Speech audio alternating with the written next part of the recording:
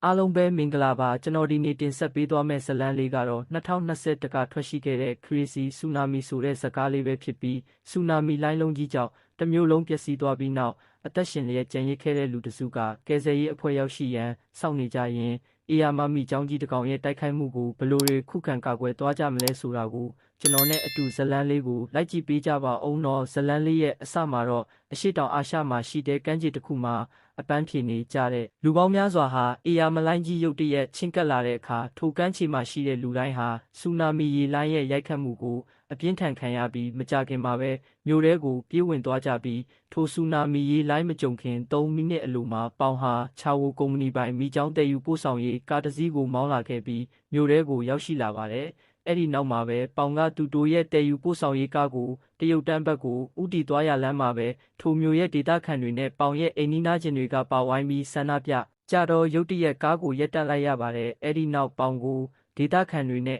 အိမ်နီးချင်းတွေကချာဝိုကုမ္ပဏီကသူတို့မျိုးရဲ့ရေရရှိရေးနဲ့လျှက်စစ်လိုင်းဖြတ်တောက်မှုကိုအပြင်းထန်ကန့်ကွက်ပြီးထိုလူအုပ်ထဲမှာပေါင်ရဲ့သမီးဝိုင်းရင်လဲသူ့ရဲ့တငယ်ချင်းအတူရှိနေခဲ့ပါတယ်ပေါင်ရဲ့အိမ်နီးနားချင်းတွေကလည်းဒေါသတကြီးဖြစ်နေခဲ့ပြီးပေါင်ကိုသူတို့ရဲ့အခက်ခဲအားလုံးကိုအပြင်းထန်ပြောဆိုနေခဲ့ပါတယ်။အဲ့ဒီနောက်မှာပဲဝမ်ရီကထိုလူအုပ်ထဲကနေထွက်လာပြီးအဖေဖြစ်သူကပေါင်ကိုမတရားမှုအတွက်တားဖခြင်းလည်းမရဘူးဆိုပြီးပြောလိုက်တော့ပေါင်ကသူမကိုဒီကိစ္စတွေနဲ့ကလေးတွေနဲ့ဘာမှမဆိုင်ဘူးလို့ပြောပြီးအိမ်ကိုအမြန်ပြန်ဖို့ပြောလိုက်ပါတယ်။တစ်ဖက်မှာတော့သမီးဖြစ်သူဝမ်ရီကသူ့အသက်18နှစ်ပြည့်နေပြီဖြစ်လို့သူမှလည်းလူတိုင်းလို့တန်းတူကိုယ်တိုင်ဆုံးဖြတ်ချက်ချနိုင်နေပြီးပြောပြီးတာနဲ့တပြိုင်နက်ငလျင်အပြင်းထန်လုခတ်ပြီးဆူနာမီရေလိုင်းကမြ мян ဆန်ဆန်ပဲသူတို့အနားကိုရောက်လာတာကြောင့်ထိုလူအုပ်ကြီးလဲထွက်ပြေးရန်စူးစမ်းပေးမဲ့မိနစ်ပိုင်းနဲ့ကြာမှအသက်ရှင်လျက်ကျန်ရစ်သူအနှဲငယ်သာရှိပြီးထိုလူတစုကရေမြုပ်ရနေရမှလွတ်မြောက်ရန်စူးစမ်းနေကြပါတယ်။ပေါင်ကတော့သမီးဖြစ်သူကိုမတွေ့ရတော့တာကြောင့်ဝမ်းလဲစွာနဲ့ငိုပြီးစိုးရိမ်တကြီးလိုက်ရှာနေခဲ့ပါတယ်။ကားဆရာကသူတို့တယ်လာခဲ့တဲ့မိချောင်းပို့ဆောင်ရေးကားရဲ့လှောင်အိမ်ထဲကိုဖွင့်ကြည့်လိုက်တော့ထိုလှောင်အိမ်ထဲမှာအေယာမမိချောင်းမရှိတော့ကြောင်းကြောက်လန့်စွာနဲ့ပြောခဲ့ပါတယ်။တစ်ဖက်မှာတော့ပေါင်ကတော့သမီးကိုစိုးရိမ်စောနဲ့နေရအနှံလိုက်ရှာရင်းနောက်ဆုံးမှာတော့သမီးဖြစ်သူဝမ်ရီကိုရှာတွေ့ခဲ့ပါတယ်။အဲ့ဒီနောက်မှာပဲအသက်ရှင်လျက်ကြံရစ်ခဲ့တဲ့လူတစ်ယောက်ကဆူနာမီလှိုင်းလုံးကြီးတစ်ခုအတွက်တတိပေးချက်တစုံတရာဘာကြောင့်မရှိခဲ့တာလဲဆိုပြီးပေါင်ရဲ့သူငွေးကိုတန်တရာဝင်နေပြီးဒီပြက်အားလုံးရဲ့တာဝန်ကိုပေါင်ရဲ့သူထေးကဖြည့်ပေးရမယ်လို့ပြောပြီးတယောက်နဲ့တယောက်တည်းအငင်းခုန်ဖြစ်နေချိန်မှာပဲမိန်းကလေးတစ်ယောက်ကိုအေယာမမီကျောင်းကြီးကလည်းကိုက်စားနေတာကိုပေါင်နဲ့ထိုနေရာမှာရှိတဲ့လူတစ်ခုကမြင်လိုက်ပြီးအယမ်းကိုတောက်လန့်သွားကြပါတယ်အဲ့ဒီနောက်ထိုအေယာမမီကျောင်းကြီးကတဖြည်းဖြည်းသူတို့နားကိုရောက်လာပြီးကားဆရာကလည်းထိုမီကျောင်းကိုတိုက်ခိုက်ဖို့အတွက်ပြင်ဆင်ခဲ့ပေမဲ့ပေါင်ကလွယ်လွယ်နဲ့တိုက်ခိုက်ဖို့မအောင်မြင်ကြောင်းပြောကြားခဲ့ပြီးမိကျောင်းသူတို့စီကိုအာယုံမရောက်ဖို့ငိမ့်နေလို့ပြောလိုက်ပါတယ်ကားဆရာကလည်းသူ့လက်ထဲကတန်လုံးကတထုလက်ရန်ကိုထိလိုက်တာနဲ့စူညံတန်တစ်ခုထွက်ပေါ်လာတာကြောင့်ထိုအေယာမမီကျောင်းကသူ့ရဲ့အာယုံကိုဖမ်းဆားလိုက်တယ်လို့ဖြစ်ပြီးကားဆရာကိုဝါမျိုးကိုက်စားကတခြားအသက်ရှင်ကျန်ရစ်သူတွေကလည်းစတိုးဆိုင်ရဲ့တကားကိုဖွင့်ဖို့စူးစမ်းရင်းကံကောင်းစွာနဲ့အထဲကိုရောက်သွားကြပါတယ်တစ်ဖက်မှာတော့အေယာမမီကျောင်းဟာဆိုင်တကားရဲ့မှန်အပြင်ဘက်မှာကျန်ရစ်ခဲ့ပြီးထိုလူအားလုံးကိုကိုက်စားရန်စတိုးဆိုင်အတွင်းကိုဝင်ရောက်ရန်စူးစမ်းခဲ့ပေမဲ့ပေါင်တို့အဖွဲ့လည်းအုပ်စုဖွဲ့ပြီးဆိုင်ရဲ့တကားကိုပိတ်ဆို့ထားတာကြောင့်ထိုယာမမီကျောင်းလဲထဲကိုတူးညိုင်ဖို့အခက်အခဲဖြစ်နေခဲ့ပါတယ်တစ်ဖက်မှာတော့မြို့အတွင်းမှာရှိတဲ့သတင်းသမားတွေ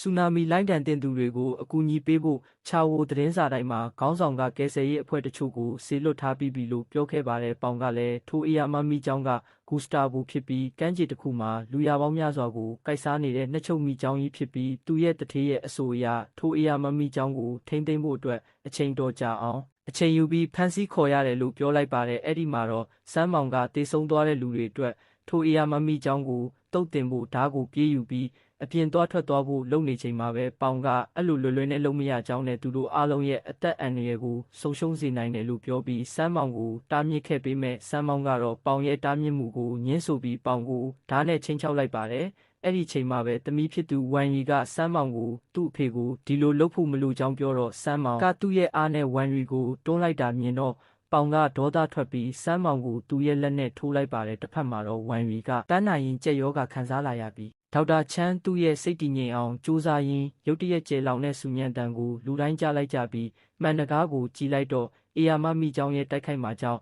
အကွဲစပြုလာခဲ့ပါတယ်အဲ့ဒီချိန်မှာပဲဂျီမင်ကရေငုံမျက်မှန်တရံယူပြီးသူ့ရဲ့ခေါင်းကိုရေအောက်ထဲငုပ်ကြည့်ကဘာတွေဖြစ်နေလဲဆိုတာကိုစစ်ဆေးပြီး ဂူစတာဗိုမီကျောင်းကတကားမှန်ကိုဝင်ရောက်ဖို့ကြိုးစားနေတယ်ဆိုတာကိုအသက်ရှင်ကျန်ရစ်သူတွေကသဘောပေါက်သွားကြပါတယ်။တစ်ဖက်မှာတော့တကားတွေအားလုံးတော့ခတ်ထားတာကြောင့်ဝမ်ရီရဲ့ပန်းနိုင်ရင်ကြက်ရောဂါကိုကူတာဖို့တခုတည်းသောအခွင့်အရေးကဒေါက်တာချန်းကစက်ယုံရုံးခန်းကိုသွားပြီးစေကန်းတော့ကိုယူခဲ့ပါတယ်။တစ်ဖက်မှာတော့စမ်းမောင်ကဒေါက်တာချန်းကိုမိကျောင်းရန်ကာနေကာကွယ်ဖို့အနောက်ကနေလိုက်သွားပြီးဒေါက်တာချန်းကစေကန်းကနေဝမ်ရီတွက်ပိုက်ကိုယူကာပေါင်ကိုပေးပြီးပေါင်ကတဆင့်အန်ကယ်လီကိုပေးလိုက်ပါတယ်။အဲ့ဒီနောက်အန်ကယ်လီကဒေါက်တာချန်းရဲ့ဇနီးကြီးပိုင်လန်ပေးပြီးဝမ်ရီရဲ့ပန်းနိုင်ရင်ကြက်ယောဂါကိုအချိန်မီကုသနိုင်ခဲ့ပါတယ်။အခြားတစ်ဖက်မှာတော့ဒေါက်တာချန်းနဲ့စမ်းမောင်ကစတိုးဆိုင်စီကိုပြန်သွားဖို့အတွက်လို့နေတော့မှပဲစမ်းမောင်ကိုအေယာမမိကျောင်းကတိုက်ခိုက်ပြီးကိုက်စားလိုက်ပါတယ်။ဒေါက်တာချန်းကလည်းထိုမြင်ကွင်းကြည့်ပြီးသူ့ရဲ့အသက်ကိုလွတ်မြောက်ဖို့အတွက်အပေါ်ကိုတက်နေချိန်မှာပဲသူ့ရဲ့ခြေထောက်တစ်ဖက်ကိုမိကျောင်းကကိုက်ထားတာကြောင့်ပေါင်လဲအတက်နိုင်ဆုံးကူညီခဲ့ပေးမဲ့ဒေါက်တာချန်းလည်းထိုမိကျောင်းရဲ့လက်ထဲမှာတင်မဲ့တေဆုံးသွားခဲ့ပါတယ်။အဲ့ဒီနောက်ပေါင်လဲသူအသက်အန္တရာယ်အတွက်စတိုးဆိုင်ကိုအမြန်ပေးပြီးနောက်ဆုံးမှာတော့ပေါင်လဲလွတ်မြောက်သွားကဒေါက်တာချန်းရဲ့ဇနီးကတော့ခင်မုန်းဖြစ်သူဆုံးရှုံးလိုက်ရတာကိုတွေးလိုက်ရပြီးအယမ်းကိုစိတ်မကောင်းဖြစ်နေခဲ့ပါတယ်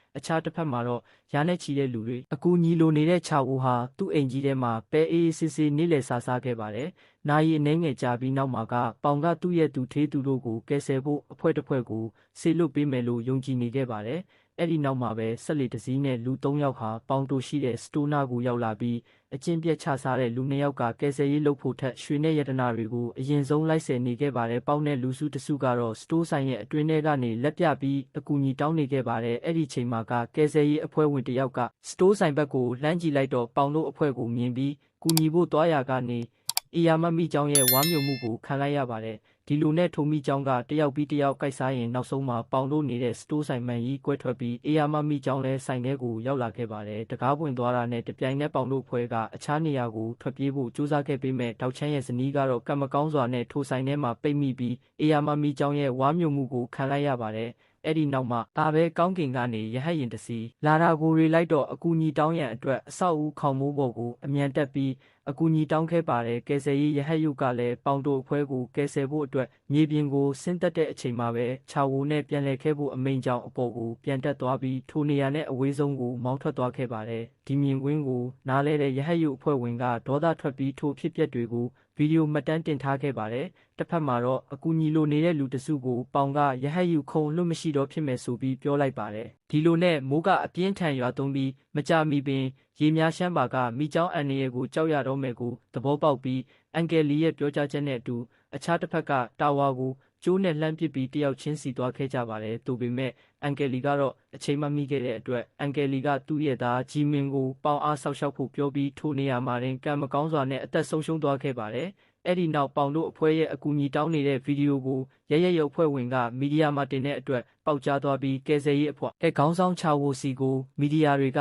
ပြင်းထန်ကန်ကွက်ခဲ့ပါတယ်။ကယ်ဆယ်ရေးအဖွဲ့ဟောင်းဝန်ထမ်းကခေါင်းဆောင်ဖြစ်သူချာဝိုနဲ့စကားများပြီးကယ်ဆယ်ရေးအဖွဲ့များအားပေါင်တို့အဖွဲ့အားကယ်ဆယ်ဖို့စေလွှတ်ခဲ့ပါတယ်။အချိန်နှဲငယ်ကြာပြီးနောက်မှာပဲပေါင်တို့အဖွဲ့ရှိတဲ့စီကိုကယ်ဆယ်ရေးရဟတ်ယူအဖွဲ့ကရောက်လာပြီးလေရုပ်ပေါ်တက်ဖို့လှေကားကျူပစ်ချချိန်မှာပဲအေယာမမိကျောင်းကအပြင်းထန်တိုက်ခိုက်မှကြောင့်ပေါင်တို့3ယောက်လဲရေထဲကိုပြုတ်ကျသွားခဲ့တယ်။အဲ့ဒီနောက်ပေါင်လဲတတိပြန်ရလာတော့သူ့ရဲ့သူထေးဖြစ်သူချာဝိုကသူ့လုပ်ခဲ့အရာတွေအတွက်မင်းဝင်ခံရင်မင်းသမီးနဲ့မင်းတို့ဆက်သက်စားမကုန်တဲ့စီစိမ့်တွေပေးမယ်ဆိုပြီးပြောလိုက်တယ်။ဒီလိုနဲ့သတင်းစာရှင်းလင်းပွဲမှာတော့ပေါင်ကအမှန်တိုင်းပဲအကျင့်မကောင်းတဲ့တငေးဖြစ်သူချာဝိုရဲ့အဖြစ်မှန်ကိုပြောပြလိုက်တော့မီဒီယာတွေအားလုံးကိုချာဝိုကိုပြောဆိုနေချိန်မှာပဲချာဝိုကသူ့လက်ထဲကမိကျောင်းတော်အိမ်တကားတော့ခလုတ်ကိုနှိပ်လိုက်ချိန်မှာပဲထိုတော်အိမ်ထဲကမိကျောင်းကထွက်လာပြီးမီဒီယာတွေနဲ့မြို့ထဲကလူပေါင်းများစွာကိုအန်ရယ်လိုက်ပေးခဲ့ပါတယ်။တစ်ဖက်မှာတော့တမိဖြစ်သူဝမ်ရီကကိုတောင်ပြက်ကြီးထဲမှာဂျီမင်ရဲ့နာရီအလံပေးတန်တဲ့အတူလက်နိုးလာပြီးထိုနေရာကို